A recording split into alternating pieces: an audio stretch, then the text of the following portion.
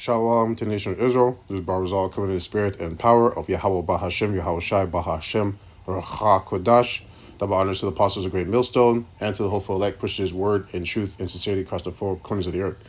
This lesson is titled Repetition is the Father of Skill, right? And the word repetition means to repeat, to do the same thing over and over again, right? And the word skill is the power of discernment, right? So if you do the right thing over and over again, you develop a skill that allows you to have the power of discernment. But you can also do the wrong thing over and over again, right? Which will make you think you have the power of discernment, but really you have the power of discernment in blindness or darkness, right? That's why it's very important to have someone teach you the right way to do something so you can repeat that, right? It's very important. Skill also goes into distinction, ability to make out, discernment, adjustment, to separate. Wow, this is a loaded word. Divide, reason. Wow. Right? So skill is a very important thing. That's why it's very important to make sure you're repeating the right thing. Okay? So let's go to 2 Timothy 2 and 5. 2 Timothy 2 and 5. And if a man also strive for masteries, yet is he not crowned, except he strive lawfully, right? So you're supposed to be striving for the masteries. And a master is someone who's mastered something. They have knowledge, wisdom, and complete understanding in that thing, whatever it is, like an athlete. Like you want to use LeBron, like he has mastered the game of basketball. He's mastered all the moves. That's why it looks so effortless when he does it. But the reason why it looks so effortless is because he repeated it over and over and over again. And he repeated the right thing over and over and over again, right? Because if he repeated the wrong thing, he wouldn't be a master. He wouldn't be like a prolific scorer. He wouldn't be so dominant in the game, right? It's the same thing in the truth. So you got to practice the right thing over and over again to become a master, all right?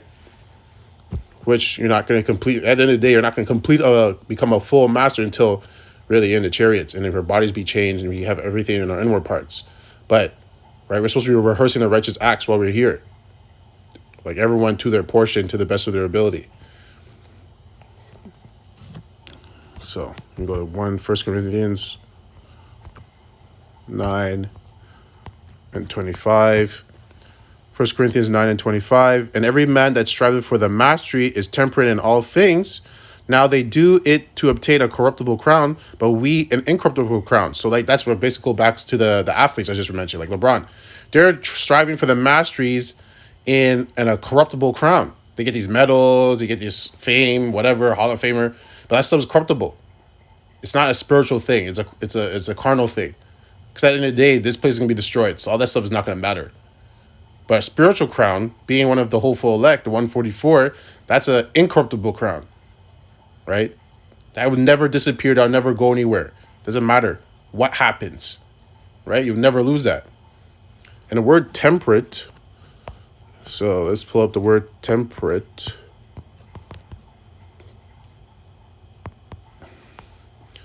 Modest, forbearing, self-restrained, not swayed by passion or climates or seasons. Wow. Not liable to excess heat or cold. Restrained, regulated, limited, moderate, sober, calm, steady. I did not know it meant that. So someone who's temperate in all things is calm in all things, firm in all things, balanced in all things. So if you go back here, it says, and every man that striveth for the mastery is balanced, calm, steady in all things. Now they do it, right? So like when you're trying to master something, you have to stay calm. If you watch that, I can always use athletes, for example, because, everyone watches athletes, they've seen athletes. When they're practicing, they're calm, right? They're calm, they're balanced. They're visualizing, like if there's an invisible opponent there, right? They're going over scenarios that could possibly happen, what they're going to do in that scenario, but they're calm when they're doing it. They're not freaking out. They're not losing their cool. They're not emotional. right? So the same thing in the truth. When we're going through our battles, right, our practicing in the word, we have to be calm. You have to be relaxed, right? I didn't know it meant that. That's a lot. That's a loaded word. So now we're gonna go to 2 Timothy's 2:15. 2 Timothy 2:15. Study to show thyself approved unto Yahweh, a workman that needeth not to be ashamed, rightly dividing the word of truth. And we went to, I think, temperate, it said dividing, right? So the only way you can really do that, or one of the only ways, is you have to be calm. You have to be very balanced. You have to have control of your emotions, right? That's where you're going to be able to divide things a lot easier, a lot simpler, right? If you're in a scenario, and the scriptures say, when in that time of trouble, or do not be hasty in that time of trouble, right? It also goes into cleave unto the Most High, cleave unto Yahweh Shem El Shai, roughly paraphrasing.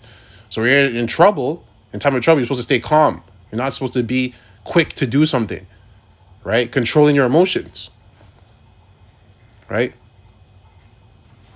So part of that is like when you're reading the scriptures and you're going and you're studying, right? You got to stay calm. You got to get relaxed. You got to be very balanced, right? If you don't understand something, ask the Most High to show you, or just ask an elder, but don't freak out. I'm just using that example, but you can use that in anything you're in. Like if you're trying to control your emotions, you have a problem controlling your emotions, you got to learn how to relax. Calm down when that situation happens that usually triggers you. Breathe, right? And if you do those things, you should know the right thing to do. It should be more clear to know what the right thing is to do in that situation, right? So I don't want to go all over the place with my explanations. And you know what? Let me see if I just grab the last one. Judges 5:11.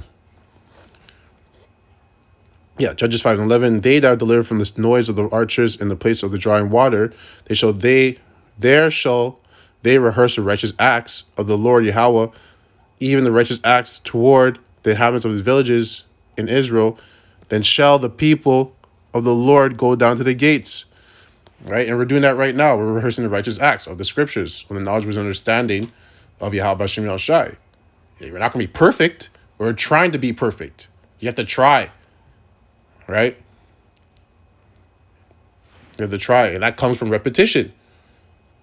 Right? Repetition is the father of skill. So if you're not repeating the right thing over and over again, there's no way you have a chance to make it a skill. There's no way you have a chance to become a master if you're not doing that. You got to repeat the right thing. Okay? And how do you repeat the right thing? By following your elders. Right? The apostles and elders on down. Following the right thing, studying the right thing. And if you don't know what the right thing is, ask. Right?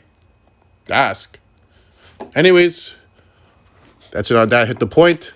I'd like to close out by saying, Kal halal Yahweh, Bahashem Yahweh Shai, Bahashem Rachak Kwadash.